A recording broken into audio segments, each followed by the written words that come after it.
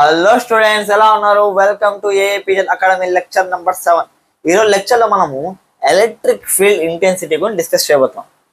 మనం ప్రీవియస్ క్లాస్లో electric field అంటే ఏంటి, it is nothing but the reason around the charge where it's influence is felt is called as electric field అని మనం discuss చేసాం. ఓకేనా, ఇప్పుడు ఆ ఫీల్డ్ని క్వాంటిటేటివ్గా మెజర్ చేయడాన్ని మనం ఏమంటామంటే ఎలక్ట్రిక్ ఫీల్డ్ ఇంటెన్సిటీ అంటాం అన్నమాట. ఓకేనా, కాబట్టి రాసుకోండి. It is a physical quantity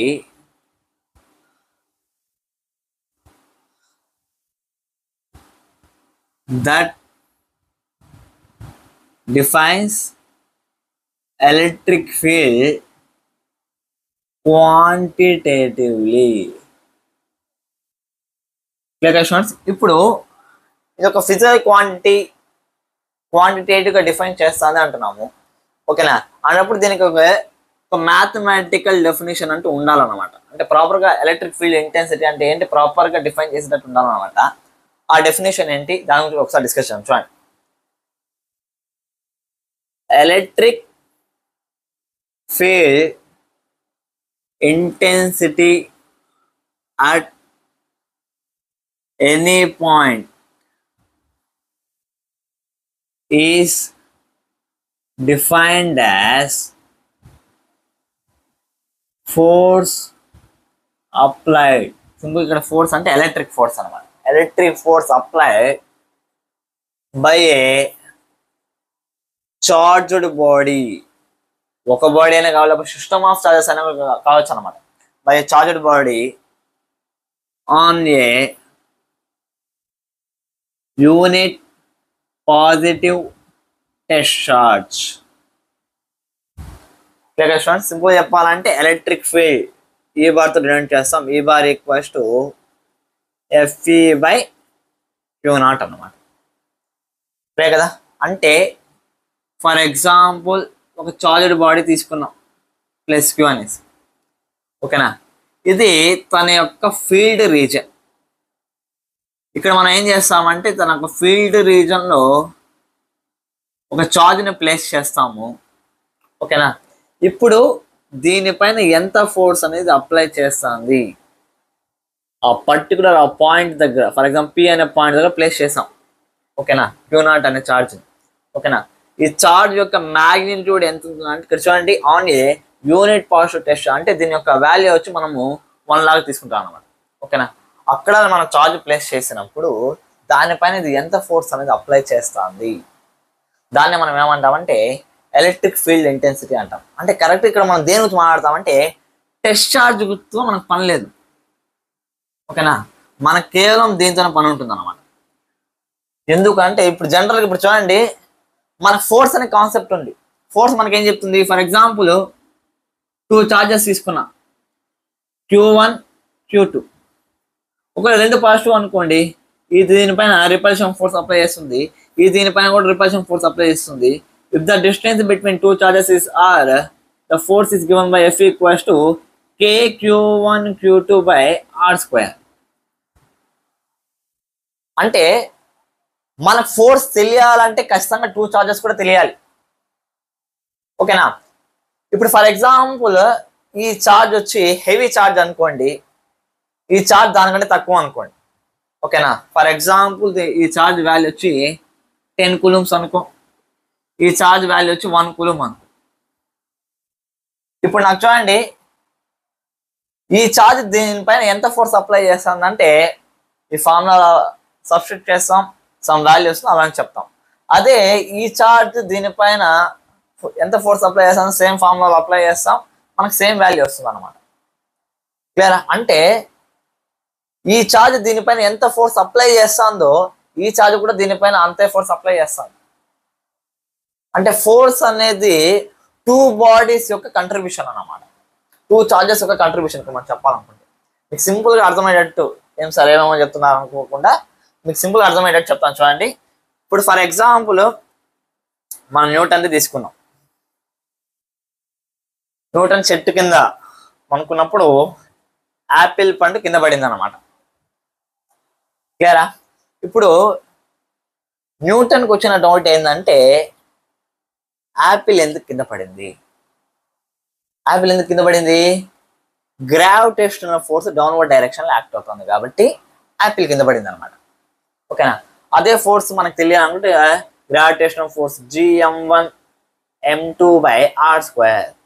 ఓకేనా? m1 place of mass of m2 place of mass of Apple by r² అంటే వాటి మధ్య డిస్టెన్స్ మనం అక్కడ ప్లేస్ చేసాము, ఫోర్స్ ఎంత తెలుస్తుంది. అంటే ఇప్పుడు మనకు రావాల్సిన డౌట్ ఏంటరా అంటే కేవలం ఎర్త్ మాత్రమే యాపిల్ పైన ఫోర్స్ అప్లై చేస్తుందా, యాపిల్ ఎర్త్ పైన ఫోర్స్ అప్లై చేయట్లేదా అంటే సింపుల్ గా న్యూటన్స్ థర్డ్ లా వచ్చి మనకేం చెప్తుంది? For every action there is equal and opposite reaction. అంటే ఎర్త్ యాపిల్ పైన ఎంత ఫోర్స్ అప్లై చేస్తుందో యాపిల్ కూడా అంతే ఫోర్స్ అప్లై చేస్తుంది. ఓకేనా? ఇది విన్న తర్వాత మనకు అర్థమయ్యే విషయం ఏంటరా అంటే force is the contribution of two bodies. కాబట్టి రెండింటి యొక్క మాసెస్ మనకు ఆ ఫార్ములాలో వచ్చింది. కానీ మనం గుర్తుపెట్టి ఆలోచిస్తే మనకు అర్థమయ్యే విషయం ఏంటరా అంటే ఫోర్స్ టూ బాడీస్ యొక్క కంట్రిబ్యూషన్ అయి ఉండొచ్చు, కానీ ఎవరి కంట్రిబ్యూషన్ ఎక్కువగా ఉంది. ఇప్పుడు ఫర్ ఎగ్జాంపుల్ ఒకే ఒక పార్టికల్ తీసుకున్నాం అనుకోండి, దాని యొక్క కంట్రిబ్యూషన్ ఎంత ఉంది తెలియాలి కదా. అలాంటప్పుడే మనం యూజ్ చేసే క్వాంటిటీ ఏంటంటే అంటే ఈ ఫీల్డ్ ఇంటెన్సిటీ అనే కాన్సెప్ట్స్ అనేవి మనం యూజ్ చేస్తాం. Clear students? ఇప్పుడు చూడండి, యాపిల్ కూడా ఎర్త్ పైన అంతే ఫోర్స్ అప్లై చేస్తుంది, ఎర్త్ కూడా యాపిల్ పైన అంతే ఫోర్స్ అప్లై చేస్తుంది. ఓకే, ఈ రెండింటి యొక్క ఫోర్సెస్ అనేవి ఎలా ఉన్నాయంటే ఈక్వల్ అండ్ ఆపోజిట్ గా ఉన్నాయి. న్యూటన్స్ లా చెప్తుంది సేమ్ వాల్యూస్ వస్తున్నాయి మనకి, కానీ ఇక్కడ మనకి రెండు ఫోర్స్ వాల్యూస్ సేమ్ కాబట్టి ఫోర్సెస్ పరంగా రెండింటి యొక్క కాంట్రిబ్యూషన్ ఒకటి. కానీ మనం బుద్ధి పెట్టి ఆలోచించినాం అనుకోండి, ఇక్కడ మాస్ ఆఫ్ ఎర్త్ ఎక్కువగా ఉండడం వల్ల ఆ ఫోర్స్ వాల్యూ అనేది ఎక్కువగా ఉంది. అంటే ఇక్కడ కాంట్రిబ్యూషన్ ఎవరిది ఎక్కువగా ఉంది? ఎర్త్ యొక్క కాంట్రిబ్యూషన్ ఎక్కువగా ఉంది. అంటే ఈ రకంగా కేవలము ఫోర్స్ లాగా మనం మాట్లాడామనుకోండి, రెండు బాడీస్ ఈక్వల్ కాంట్రిబ్యూషన్ వస్తాయి. ఎందుకంటే ఫోర్స్ అనేది ఇంటరాక్షన్ బిట్వీన్ టూ బాడీస్. కానీ నాకు ఒకే ఒక్క బాడీ యొక్క కంట్రిబ్యూషన్ కావాలి, దాని మొత్తానికి ఆ ఫోర్స్ లో ఈ బాడీ యొక్క కంట్రిబ్యూషన్ ఎంత ఉంది తెలియాలంటే మనం యూజ్ చేసే కాన్సెప్ట్ ఏంటంటే ఈ ఫీల్డ్ ఇంటెన్సిటీ అన్నమాట. ఇప్పుడు మీకు బాగా అర్థమైంది అనుకుంటున్నా. ఈ గ్రావిటేషన్ ఫోర్స్ లో ఎవరి కంట్రిబ్యూషన్ ఎక్కువగా ఉంది? మీది కూడా కాదు, నాది కూడా కాదు, ఎర్త్ కంట్రిబ్యూషన్ ఎక్కువగా ఉంటుంది అన్నమాట. అదే మనం వెయిట్ లాగా ఫెయిల్ అవుతాం. Clear students? సేమ్ అదే విధంగా ఇక్కడ కూడా మనం చార్జెస్ తీసుకున్నాం అనుకోండి, టెస్ట్ చార్జ్ తో మనకు పని లేదు. ఈ చార్జ్ యొక్క కంట్రిబ్యూషన్ ఫోర్స్ లో ఎంత ఉంది అదే మనకి ఎలక్ట్రిక్ ఫీల్డ్ ఇంటెన్సిటీ అన్నమాట. ఇప్పుడు క్లియర్ గా బాగా అర్థమైంది అనుకుంటున్నా. కాబట్టి electric field intensity is nothing but force by ఈ చార్జ్ యొక్క కంట్రిబ్యూషన్ మనం ఏం చేస్తామంటే క్యాన్సిల్ చేసి కేవలం ఈ చార్జ్ యొక్క కంట్రిబ్యూషన్ మనం చెప్పడాన్ని మనం ఏమంటామంటే ఎలక్ట్రిక్ ఫీల్డ్ ఇంటెన్సిటీ అంటాం. Clear students? ఇప్పుడు దీనికి సంబంధించిన ఇంపార్టెంట్ పాయింట్స్ చెప్పాలనుకోండి, force vector quantity electric field intensity కూడా ఏమవుతుందంటే it is also a vector quantity.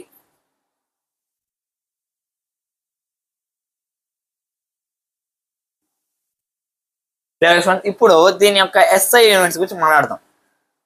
దీని యొక్క ఎస్ఐ యూనిట్ ఏంటి? ఫోర్స్ యొక్క యూనిట్స్ ఏంటి? న్యూటన్ బై ఇక్కడ Q0 అనే చార్జ్ కాబట్టి న్యూటన్ పర్ కులూమ్, లేకపోతే వోల్ట్ పర్ మీటర్ అని కూడా చెప్పచ్చు. Clear students? ఈ ఫార్ములా ఎలా ఈ యూనిట్ ఎలా వస్తుందంటే మీరే ట్రై చేయండి, లేకపోతే ముందు క్లాస్ నేనే చెప్తాను. Clear students? ఇప్పుడు చూడండి, నెక్స్ట్ వెక్టార్ క్వాంటిటీ అనేసి దీని యొక్క ఎస్ఐ యూనిట్స్ ఇవన్నీ కూడా డిస్కస్ చేసాము. సేమ్ అదే విధంగా ఇంకా ఎలక్ట్రిక్ ఫీల్డ్ ఇంటెన్సిటీ గురించి మనం డిస్కస్ చేయాలి. అంటే ఇప్పుడు చూడండి, ఇట్ ఫాలోస్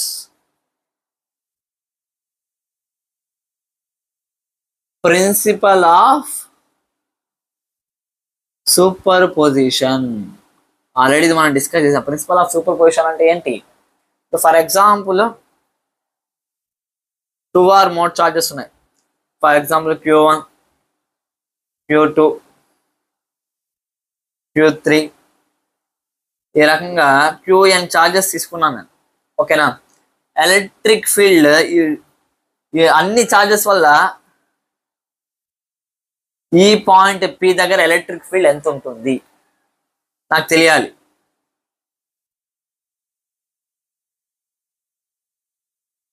క్లియర్ స్టూడెంట్స్? కాబట్టి నేను ఏం చేయొచ్చు అంటే ప్రతి ఒక్క చార్జ్ వల్ల ఆ ఫలానా పాయింట్ దగ్గర ఎలక్ట్రిక్ ఫీల్డ్ కనుక్కొని వాటి యొక్క వెక్టార్ సమ్ నాకు చేశాను అనుకోండి, నాకు నెట్ ఎలక్ట్రిక్ ఫీల్డ్ అని వస్తుంది అనమాట. దీన్ని మనం ఏమంటామంటే ప్రిన్సిపల్ ఆఫ్ సూపర్ పొజిషన్ అంటాం.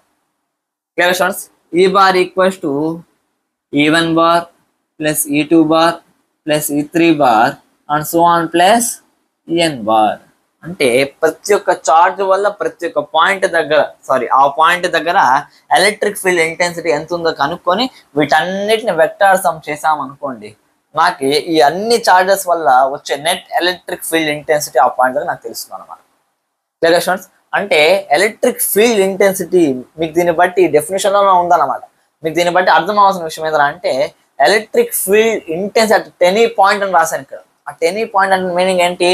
ప్రతి ఒక్క పాయింట్ దగ్గర ఒక్కో ఎలక్ట్రిక్ ఫీల్డ్ ఇంటెన్సిటీ వాల్యూ ఉంటుంది. ఎందుకు? It's a vector quantity. ఒక్కొక్క పాయింట్ మార్చకపోతే డైరెక్షన్ మారుతుంది.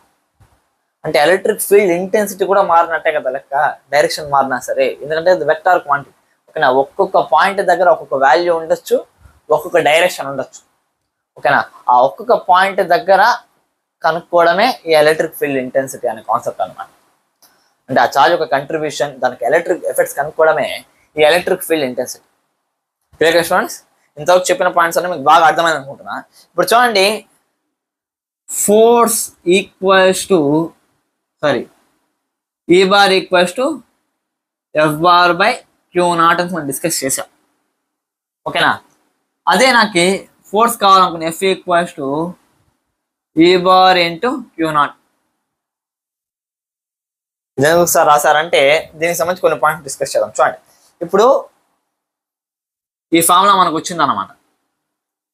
ఫోర్స్ ఎలక్ట్రిక్ ఫీల్డ్ రెండు ఒకే డైరెక్షన్ లో ఉంటుందా లేదా అంటే మనం తీసుకునే టెస్ట్ ఛార్జ్ ని బట్టి ఉంటుంది అనమాట. దేని బేస్ చేసుకుని ఉంటుంది? మనం తీసుకునే టెస్ట్ ఛార్జ్ ని బట్టి ఉంటుంది అనమాట. అదే ఒకవేళ Q0 అనేది పాజిటివ్ గా తీసుకున్నాం అనుకోండి, Q0 పాజిటివ్ తీసుకున్నాం అనుకోండి, ఆటోమేటిక్గా ఈ రెండింటి యొక్క సైన్స్ ఎలా ఉంటాయంటే సేమ్ గా ఉంటాయి. కాబట్టి F bar and E bar are parallel అవుతాయి. అదే Q0 అనేది నెగిటివ్ గా తీసుకున్నాను అనుకో, Q0 నెగిటివ్ గా తీసుకుంటే నాకేమవుతుంది? F bar and E bar రెండింటికి ఆపోజిట్ సైన్స్ అనేవి వస్తాయన్నమాట. F bar and E bar are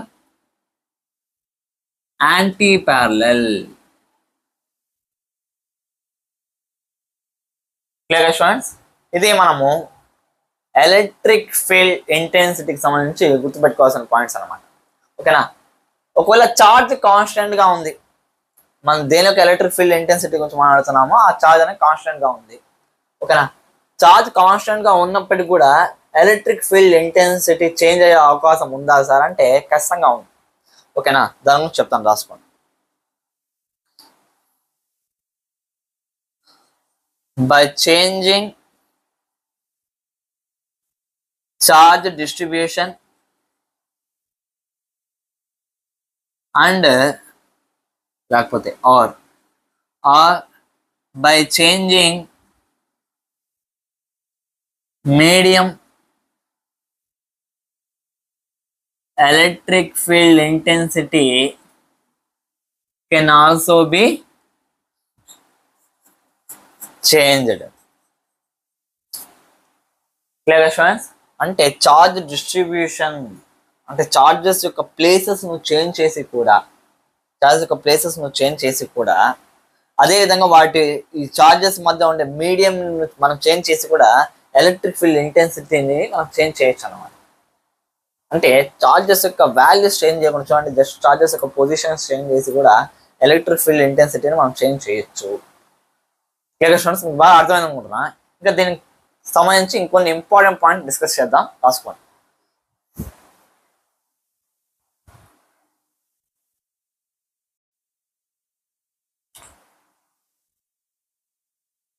okay students, ఇప్పుడు మనము ఈ ఎలక్ట్రిక్ ఫీల్డ్ ఇంటెన్సిటీ యొక్క డైమెన్షనల్ ఫార్ములా డిస్కస్ చేద్దాం. చూడండి, డైమెన్షనల్ ఫార్ములా మామూలుగా ఈ అంటేనే F బై Q0 అని డిస్కస్ చేసాం. అన్నప్పుడు దీని యొక్క డైమెన్షనల్ ఫార్ములా ఎలా ఉంటుంది? ఫోర్స్ యొక్క డైమెన్షనల్ ఫార్ములా ఏంటి? mL T⁻². ఓకేనా. చార్జ్ యొక్క dimension formula current into time. Charge అంటే కరెంట్ ఇంటూ టైం కదా. ఓకేనా. చూడండి ఏమవుతుంది, ML T⁻³ I⁻⁻1. Dimension formula ఎప్పుడు బ్రాకెట్స్ వేసుకోవాలి కాబట్టి బ్రాకెట్స్ వేసుకోవాలి. కాబట్టి this is the dimension formula of electric field intensity అన్నమాట. ఇప్పుడు ఎలక్ట్రిక్ ఫీల్డ్ ఇంటెన్సిటీ ఇది ఒక వెక్టార్ క్వాంటిటీ అనేసి మనం డిస్కస్ చేసాము. ఇప్పుడు ఒక్కొక్క పాయింట్ దగ్గర దీని యొక్క డైరెక్షన్ ఎలా ఉంటుంది, అది ఎలా తెలుసుకోవాలి సార్ అంటే, సింపుల్గా ఎప్పుడైనా సరే మనకు డైరెక్షన్ తెలియాలనుకోండి, పాజిటివ్ టెస్ట్ ఛార్జ్ని ఆ పాయింట్ దగ్గర పెట్టాలి. ఆ పాజిటివ్ టెస్ట్ ఛార్జ్ ఎలా మూవ్ అవుతుందో నెక్స్ట్ స్టెప్లో, అదే మనకి ఏమవుతుందంటే ఎలక్ట్రిక్ ఫీల్డ్ ఇంటెన్సిటీ యొక్క డైరెక్షన్ ఉంటుంది అన్నమాట. అది ఎలా తెలుస్తుంది చూడండి. ఫర్ ఎగ్జాంపుల్ పాజిటివ్ ఛార్జ్ అనేది తీసుకున్నాం, ప్లస్ q అనే పాజిటివ్ ఛార్జ్ తీసుకున్నాం. ఓకేనా. ఫర్ ఎగ్జాంపుల్ ఈ పాయింట్ దగ్గర P అనే పాయింట్ అనుకోండి, ఈ పాయింట్ దగ్గర డైరెక్షన్ ఎలా ఉందో తెలియాలి. ఇప్పుడు నేనేం చేయాలంటే ఇక్కడ నేను Q0 అనే ఛార్జ్ని ప్లేస్ చేశాను అనుకోండి, ఇది కూడా పాజిటివ్, ఇది కూడా పాజిటివ్, ఆటోమేటిక్గా ఏం జరుగుతుంది, రిపల్షన్ జరుగుతుంది. సెంట్రల్ ఫోర్స్ కాబట్టి ఇలా మూవ్ అవడానికి ట్రై చేస్తుంది కాబట్టి ఇలా ఉంటుంది అన్నమాట. అదే ఇక్కడ నేను పాయింట్ తీసుకున్నాను అనుకోండి, సేమ్ అదే విధంగా ఇలా వస్తుంది డైరెక్షన్. ఇక్కడ తీసుకుంటే ఇలా వస్తుంది డైరెక్షన్, ఇక్కడ తీసుకుంటే ఇలా ఉంటుంది డైరెక్షన్. సింపుల్ చెప్పాలంటే పాజిటివ్ ఛార్జ్ తీసుకున్నప్పుడు ఎలక్ట్రిక్ ఫీల్డ్ వచ్చి అవుట్వర్డ్స్ ఉంటుంది అన్నమాట. For positive charge E bar is outwards. అదే ఒకవేళ మనము నెగిటివ్ ఛార్జ్ తీసుకున్నాం అనుకోండి, ఫర్ ఎగ్జాంపుల్ -Q ఛార్జ్ తీసుకున్నాను, ఒక్కొక్క పాయింట్ దగ్గర డైరెక్షన్ కూడా డిస్కస్ చేద్దాం. ఫర్ ఎగ్జాంపుల్ సేమ్ అదేవిధంగా P అనే పాయింట్ తీసుకున్నాను, ఏం చేయాలి, పాజిటివ్ టెస్ట్ ఛార్జ్ని ఇక్కడ ప్లేస్ చేశాను. ఇది నెగిటివ్, ఇదేంటి పాజిటివ్. నెగిటివ్ పాజిటివ్ ఏం చేస్తుంది, అట్రాక్ట్ చేయడానికి ట్రై చేస్తుంది. కాబట్టి డైరెక్షన్ ఎలా ఉంటుందంటే ఇన్వర్డ్స్ ఉంటుంది. మీరు ఏ పాయింట్ అయినా తీసుకోండి, డైరెక్షన్ ఎలా ఉంటుందంటే ఇన్వర్డ్స్గా ఉంటుంది.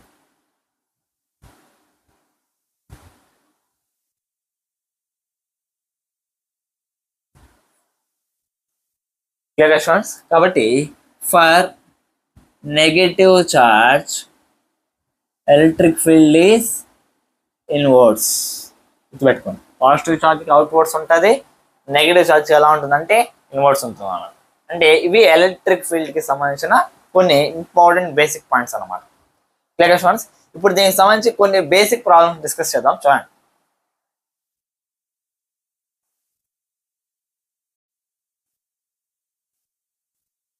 ఓకే, ఇక్కడ మనకి ఇచ్చిన క్వశ్చన్ ఏంటంటే, ఏ charge of 2 microcoulomb is placed at point P experience a force F equals to, మనకు చార్జ్ ఇచ్చున్నాడు, చార్జ్ ఎంత ఇచ్చున్నాడు అంటే 2 microcoulomb ఇచ్చున్నాడు.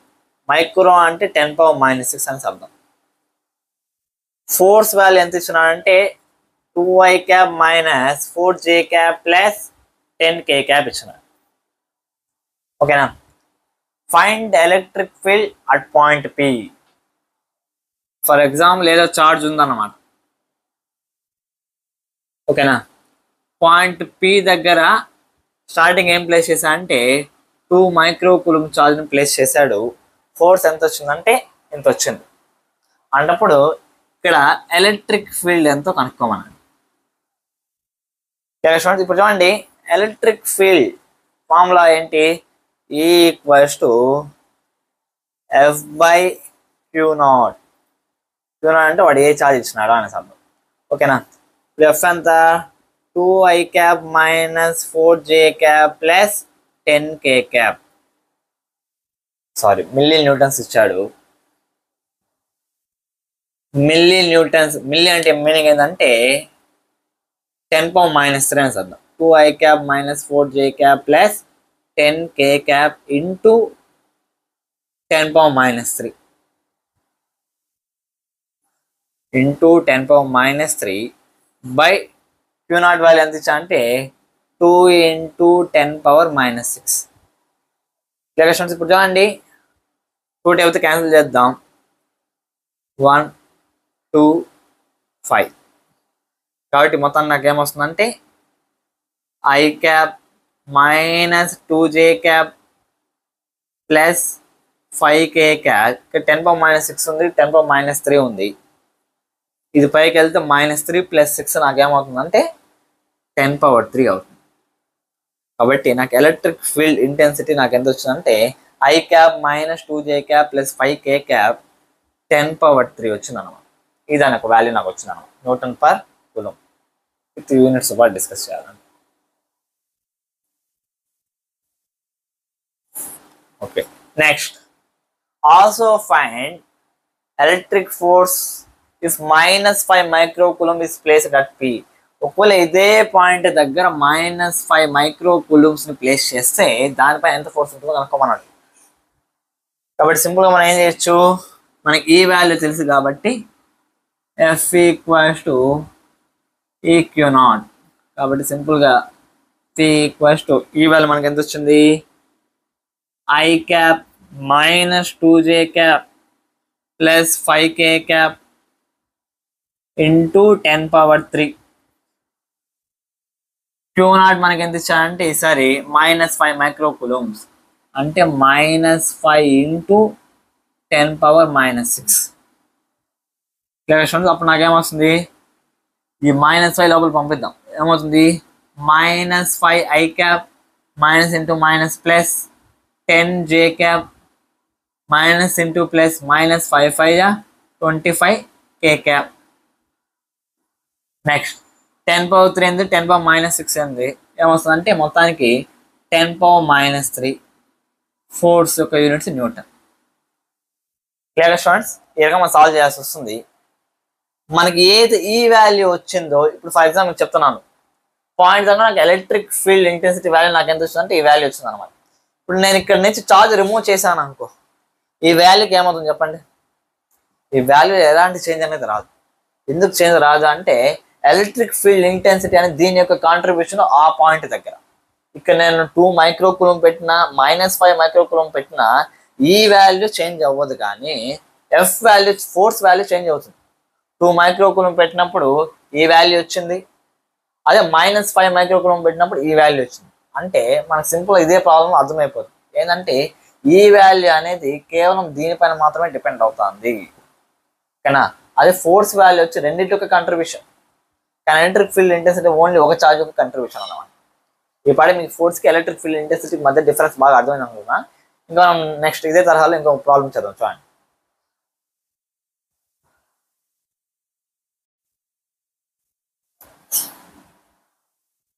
ఓకే స్టూడెంట్స్, ఇప్పుడు మనము ఒక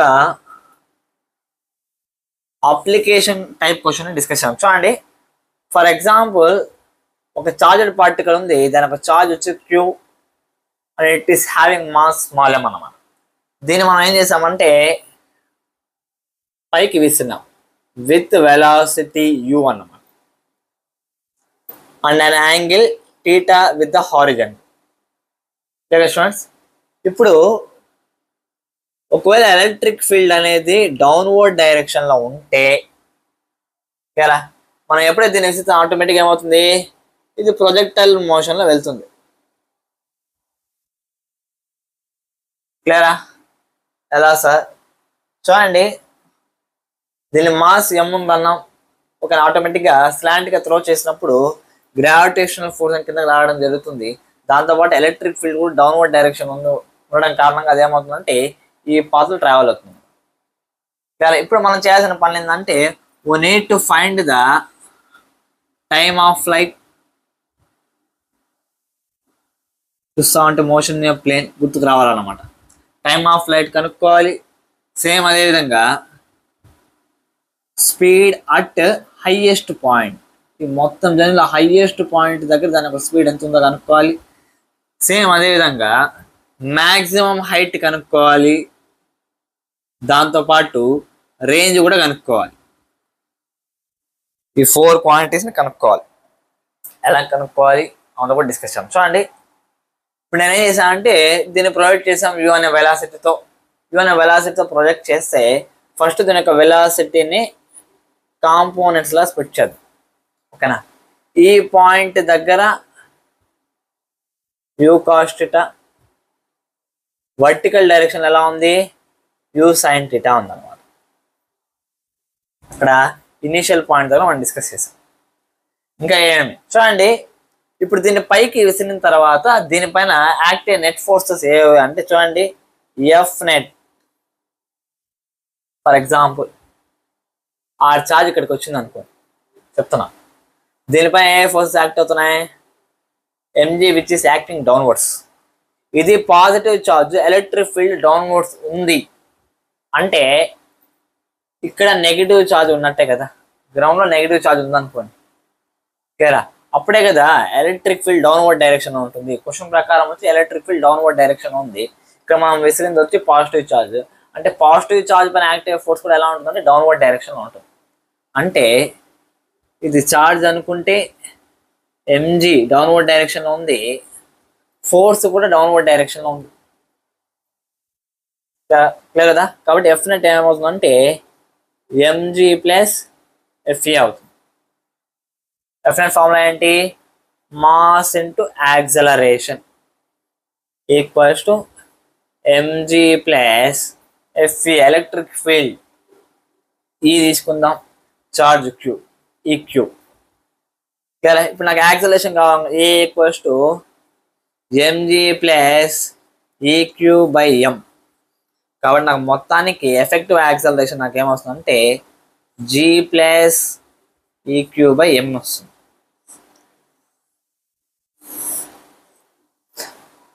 ఇది కనుక్కోవడం ఇంపార్టెంట్, ఈ క్వాంటిటీస్ కనుక్కోవాలంటే. ఎందుకు సార్ చూడండి, ఫస్ట్ క్వశ్చన్ ఏంటి, టైమ్ ఆఫ్ ఫ్లైట్ కనుక్కోవాలి.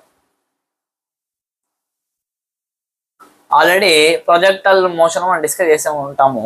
టైమ్ ఆఫ్ ఫ్లైట్ ఫార్ములా ఏంటంటే 2u sin θ బై g అన్నమాట. క్లియరా, 2u sin θ బై g. ఇప్పుడు చూసామనుకోండి 2u sin θ అలాగే రాసుకుంటాం బై g ప్లేస్లో మన ఇక్కడ ఏది ఎఫెక్టివ్ యాక్సలరేషన్ ఉందో, మామూలుగా ఈ ఎలక్ట్రిక్ ఫీల్డ్ లేదనుకోండి, ఈ నెగిటివ్ చార్జ్ వల్ల ఎలక్ట్రిక్ ఫీల్డ్ లేదనుకోండి, వేసినప్పుడు ఏమవుతుంది ఓన్లీ గ్రావిటీ వల్ల మూవ్ అవుతుంది అనమాట ఆ పాత్రలో. కాబట్టి ఇక్కడ జీ వస్తూ ఉంది. కానీ ఇక్కడ ఇప్పుడే మనం డిరైవ్ చేసాం దాని యొక్క ఆ బాడీ పైన ఉండే ఎఫెక్టివ్ యాక్సలరేషన్ అంటే జీ ప్లస్ ఈక్యూ బై ఎం అన్నమాట. అంటే కరెక్ట్గా చెప్పాలంటే ఇదే మనకి జీ ఎఫెక్టివ్గా వర్క్ అవుతుంది. కాబట్టి జీ ప్లస్ ఈక్యూ బై ఎం అని రాశారు. ఇదే మనకి ఏమవుతుందంటే టైమ్ ఆఫ్ ఫ్లైట్ అవుతుంది. క్లియర్గా స్టూడెంట్స్? ఇప్పుడు చూడండి, next speed at highest point. Initial point దగ్గర స్పీడ్ కాంపోనెంట్స్ రాసుకున్నాం. ఏమొచ్చింది, యూ కాస్ థీటా వచ్చింది, యూ సైన్ థీటా వచ్చింది.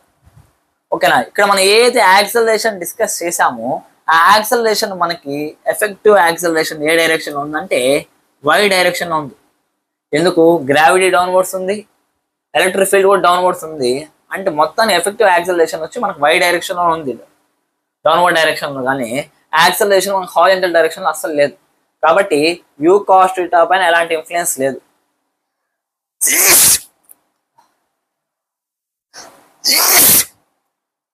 కాబట్టి అట్ హైయెస్ట్ పాయింట్ దగ్గర యూఎక్స్ అనేది యూ కాస్ థీటా లాగానే ఉంటుంది. వేరస్ యూవై డైరెక్షన్లో యూనిఫామ్లీ యాక్సలరేటెడ్ మోషన్లో ఫైనల్ వెలాసిటీ ఎలా ఫైండ్ అవుట్ చేస్తాము, v equals to U plus A T. Initial velocity ఏంటి, vertical direction, U sin theta minus G effective into T. క్లియర్గా స్టూడెంట్స్? అంటే ఈ రకంగా మనము వర్టికల్ వెలాసిటీ మనం కనుక్కోవచ్చు టైం ఇచ్చాడండి. కానీ మనకి క్వశ్చన్లో ఏమి ఇచ్చాడంటే స్పీడ్ అట్ హైయెస్ట్ పాయింట్ అన్నాడు. ఓకేనా, హైయెస్ట్ పాయింట్ దగ్గర యూవై ఆటోమేటిక్గా ఏమైపోతుంది అంటే 0 అయిపోతుంది అట్ హైయెస్ట్ పాయింట్. ఇంకా మనకి మిగిలి ఉండేది ఏంది, హారిజాంటల్ వెలాసిటీ మాత్రమే కదా ఉంటుంది. therefore at highest point speed equals to ux which is u cos theta. బాగా చెప్పిన అర్థమైంది అనుకుంటున్నా. బాడీ ఇలా ప్రొజెక్ట్ అయినప్పుడు ఎప్పటి వరకు అయితే వర్టికల్ వెలాసిటీ ఉంటుందో అప్పటి వరకే పైకి వెళ్ళగలుగుతుంది. ఓకేనా, వర్టికల్ వెలాసిటీ పైకి వెళ్ళగా తగ్గుతా వస్తుంది అన్నమాట. కాబట్టి ఆటోమేటిక్గా ఏమవుతుంది, హైయెస్ట్ పాయింట్ వర్టికల్ వెలాసిటీ 0 అయిపోతుంది. కాబట్టి దీంతో నాకు సంబంధమే లేదు. ఇంకా ఈ పాయింట్ దగ్గర ఏముంటుంది అంటే ఓన్లీ హై అండ్ వెలాసిటీ ఉంటుంది. కాబట్టి మనం ఓన్లీ యూ కాస్ థీటా మాత్రమే తీసుకుంటాం. నెక్స్ట్ చూడండి, మ్యాక్సిమం హైట్ కనుక్కోమన్నాడు. మ్యాక్సిమం హైట్ ఫార్ములా మనకు ఆల్రెడీ తెలుసు. ఏంటి? U square sine square theta by 2g. క్లియరా? కానీ ఇక్కడ మనం జీ ప్లేస్ జీ ఎఫెక్టివ్ రాసుకుంటాం కాబట్టి మొత్తాన్ని ఇక్కడ హెచ్ మ్యాక్స్ ఏమొస్తుందంటే U square sine square theta by 2 into G effective ఎంత, G plus EQ by M. Next చూడండి, రేంజ్ కనుక్కోమన్నాడు. రేంజ్ ఫార్ములా ఏంటి? R equals to U square sine 2 theta by G. G plus ఏం రాసుకుంటాము, G effective which is acceleration, effective acceleration. R equals to U square sine 2 theta by G effective నాకంత G plus EQ by M. Clear students? ఈ రకంగా మనం ఈ problem solve చేయాల్సి వస్తుంది అన్నమాట. ఇంకో సింపుల్ విషయం ఏంటంటే, ఒకవేళ ప్రాబ్లంలో గ్రావిటీని కనుక ఇగ్నోర్ చేసామనుకోండి, అప్పుడు మనకి ఏమవుతుంది, ఈక్వేషన్స్లో జస్ట్ జీ అనేది మాయమవుతుంది. మొత్తానికి ఎఫెక్టివ్ యాక్సలరేషన్ అప్పుడు మనకి ఏమవుతుందంటే ఈక్యూ బై ఎం మాత్రమే అవుతుంది. మిగతా అంతా సేమ్ అలాగే వస్తుంది అన్నమాట. ఇక్కడ జీని మొత్తాన్ని మనం ఏం చేస్తామంటే ఇగ్నోర్ చేస్తాం. Clear students? ఈ రకంగా మన కాన్సెప్ట్ని యూజ్ చేసుకుని న్యూమరికల్స్ అని సాల్వ్ చేస్తున్నాం. ఓకేనా? సేమ్ ఇదే తరహాలో ఒక సింపుల్ న్యూమరికల్ చేసి ఈరోజు సెక్షన్ని క్లోజ్ చేసేద్దాం. ఇంకా మనం నెక్స్ట్ క్లాస్లో వచ్చి electric field due to point charge discuss చేద్దాం.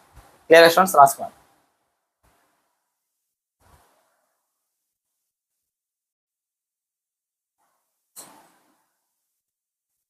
ఓకే స్టూడెంట్స్, ఇక్కడ మనకి ఇచ్చిన క్వశ్చన్ ఏంటంటే, a body of mass 20 milligrams and charge -5 microcoulomb is suspended in air as it lie equilibrium. Find direction magnitude of electric field in the region. చూడండి, ఒక charge ఉందన్నమాట. ఆ charge ఎంత అంటే -5 మైక్రోకులూమ్, అంటే -5 ఇంటూ 10⁻⁶ కులూమ్స్ అన్నాం కదా. అదేవిధంగా దాని యొక్క మాస్ ఎంత ఇచ్చాడంటే 20 మిల్లీగ్రామ్స్ అన్నాడు. అంటే 20 ఇంటూ మిల్లీ అంటే 10⁻³ అవి గ్రామ్స్లో ఇచ్చాడన్నమాట. కేజీలో మార్చుకోవాలంటే ఇంటూ 10⁻³ కేజీ అవుతుంది. సింపుల్గా 20 ఇంటూ 10⁻⁶ కేజీ. Clear students? ఇది దీని యొక్క మాస్. ఓకేనా? దీని యొక్క ఛార్జ్ వచ్చి -5 10⁻⁶ అన్నమాట. ఇప్పుడు ఇది ఎలా ఉందంటే ఇట్టే గాల్లో ఉందన్నమాట, ఈక్విలిబ్రియం పొజిషన్లో ఉంది. అంటే దీనిపైన ఎఫ్ నెట్ మనకి ఎంత ఉందంటే 0 ఉంది. ఈక్విలిబ్రియం అంటే మీనింగ్ ఏంటి? ఎఫ్ నెట్ మొత్తానికి 0 అవ్వాలి. ఓకేనా? Find direction magnet of electric field in the region. ఇప్పుడు ఎఫ్ నెట్ 0 ఉంది అంటే అక్కడ ఏమైందని అర్థము, దీని యొక్క గ్రావిటేషనల్ ఫోర్స్ని బ్యాలెన్స్ చేసేటట్టుగా ఎలక్ట్రిక్ ఫోర్స్ ఉందన్నమాట. అప్పుడే అది గాల్లో నిలుస్తుంది. ఇప్పుడు ఈ మార్క్ అది గాల్లో నిలుస్తుంది. ఫర్ ఎగ్జాంపుల్ మార్క్ ఛార్జ్ అనేది గాల్లో నిలుస్తుంది అంటే మీనింగ్ ఏంది, దీని యొక్క గ్రావిటేషనల్ ఫోర్స్, దీని యొక్క వెయిట్ ని బ్యాలెన్స్ చేయడానికి ఎలక్ట్రిక్ ఫోర్స్ అప్వర్డ్ డైరెక్షన్ లో యాక్ట్ అవుతుంది అని అర్థం. కాబట్టి సింపుల్ గా Fe ఈక్వల్స్ టు mg. ఓకేనా? ఇప్పుడు find direction magnet of electric field in the region అన్నాడు. ఓకేనా? ఇప్పుడు ఈ ఫోర్స్ లో ఎలక్ట్రిక్ ఫీల్డ్ ఉంది. ఆ ఎలక్ట్రిక్ ఫీల్డ్ యొక్క డైరెక్షన్ ఎలా ఉంటుంది దాని గురించి ఒకసారి డిస్కషన్ చూడండి. గ్రావిటేషనల్ పుల్ అనేది డౌన్వర్డ్ డైరెక్షన్ లో ఉంది, ఎలక్ట్రిక్ ఫోర్స్ అనేది అప్వర్డ్ డైరెక్షన్ లో ఉంది. ఓకేనా? ఇక్కడ ఎలక్ట్రిక్ ఫోర్స్ అప్వర్డ్ డైరెక్షన్ లో ఉంది. ఈ నెగిటివ్ ఛార్జ్ పైన. అంటే దీన్ని అప్వర్డ్ డైరెక్షన్ పంపించేటట్టు ఇక్కడ మినిమం మనకి ఏది ఉండాలంటే నెగిటివ్ ఛార్జే ఉండాలి గ్రౌండ్. ఈ నెగిటివ్ ఏమవుతుంది, రిపల్షన్ జరిగే పైకి వెళ్తుంది. ఇక్కడ నెగిటివ్ ఛార్జ్ ఉందంటే దీని వైపు ఎలక్ట్రిక్ ఫీల్డ్ ఏ డైరెక్షన్ లో ఉంటుంది, డౌన్వర్డ్ డైరెక్షన్ లో ఉంటుంది. అర్థం అనుకుంటున్నా? కాబట్టి సింపుల్ గా electric field is in downward direction. మీకు బాగా అర్థమైంది అనుకుంటున్నా. ఫోర్స్ అప్వర్డ్ డైరెక్షన్ ఉంది, ఎలక్ట్రిక్ ఫీల్డ్ ఏ డైరెక్షన్ లో ఉందంటే డౌన్వర్డ్ డైరెక్షన్ లో ఉంది. ఎందుకు సార్ అంటే ఇక్కడ తీసుకునేది మనం నెగిటివ్ ఛార్జ్ అన్నమాట. ఇక్కడ నెగిటివ్ ఉంటే రిపల్షన్ పైకి జరుగుతుంది, ఫోర్స్ అనేది అప్వర్డ్ డైరెక్షన్ ఉంటుంది. Clear students? ఇప్పుడు చూడండి ఎఫ్ఈని మనం రాసుకోవచ్చు ఈక్యూ. కాబట్టి ఈక్యూ ఈక్వల్స్ టు ఎంజీ. క్లియరా? ఇప్పుడు నాకు దీని ఒక మ్యాగ్నెట్ కావాలి. ఈ ఈక్వల్స్ టు ఏమవుతుంది, ఎంజీ బై క్యూ అవుతుంది. ఎం అంతా 20 × 10⁻⁻6. Clear students? Into gravity value 10 తీసుకుందాం బై క్యూ వాల్యూ ఎంత -5 × 10⁻⁻6. Clear students? ఇప్పుడు చూడండి 10⁻⁻6 gets cancelled. 5 1 is 5 4 equals to -40 Nm/Coulomb. Clear students? అంటే దీని ఒక మ్యాగ్నెట్ మనకి ఎంత వచ్చిందంటే -40. Negative represent it is in downward direction. Clear students? ఈ రకంగా మన కాన్సెప్ట్ యూస్ చేసి ఈ రకంగా న్యూమరికల్స్ సాల్వ్ చేయాల్సి వస్తుంది. ఓకే స్టూడెంట్స్, ఈరోజు క్లాస్ ఇక్కడ చాలు. ఇంకా మనం నెక్స్ట్ క్లాస్లో వచ్చి electric field due to point charge, point charge వల్ల ఎలక్ట్రిక్ ఫీల్డ్ అనేది ఎలా ఉంటుంది విత్ వాటి యొక్క గ్రాఫ్స్తో పాటు మనం ఒకసారి డిస్కస్ చేద్దాం. ఓకే నా students, take care, bye bye.